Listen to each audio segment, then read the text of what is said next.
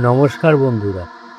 অনেকে মনে করেন ইতিহাস মানে শুধু পুরনো দালান কোঠা, কিন্তু হুগলি নদীর ত্রিবেণীতে এমন এক জায়গা আছে যেখানে ঢুকলে আজও শিরদাঁড়া দিয়ে ঠান্ডা স্রোত বয়ে যায়। এটাই সেই কুখ্যাত ডাকাত কালীবাড়ি। ইতিহাস বলে প্রায় 200 থেকে 250 বছর আগে গঙ্গার এই অংশ ছিল জলদস্যু আর ডাকাতদের অভয়ারণ্য। কিন্তু কেন এই মন্দিরের নাম ডাকাতকালী হলো? কারণ এখানকার মাটি একসময় মানুষের রক্তে ভিজেছিল।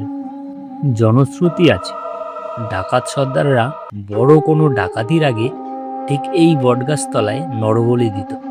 মণ্ডপের সামনে যেখানটা দেখছেন ওখানে নাকি একসময় মানুষের রক্ত ঝরানো হতো মায়ের তৃপ্তির জন্য।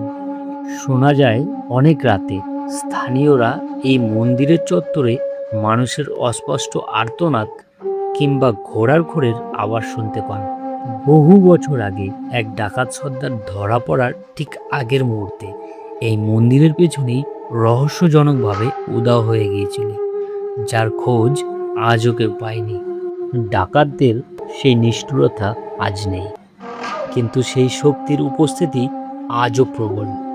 মা কালীর এই মূর্তির দিকে তাকালে মনে হয় তিনি যেন আজও সেই পুরনো পাহারাদারদের খোঁজ করছেন। অনেকে সাহস করে পূর্ণিমার রাতে এখানে আসার কথা ভাববেন না, কারণ এই চত্বরে বাতাসটা যেন সাধারণ সময়ের চেয়ে অনেক বেশি ভারী। এটি কেবল একটি মন্দির নয়, এটি এক অন্ধকার সময়ের জীবন্ত দলিল। আপনারা যদি সাহসী হন তবেই একবার আসবেন এই ত্রিবেণীর ডাকাত কালীবাড়িতে। ইতিহাস এখানে ঘুমিয়ে নেই, ইতিহাস এখানে জেগে আছে প্রতিটা ধূলিকণা। ভিডিওটি কেমন লাগলো কমেন্টে জানাবেন, আর হ্যাঁ, সাবধানে ঘুরে আসবেন। দেখা হবে নতুন কোনো রোমহর্ষক গন্তব্যে।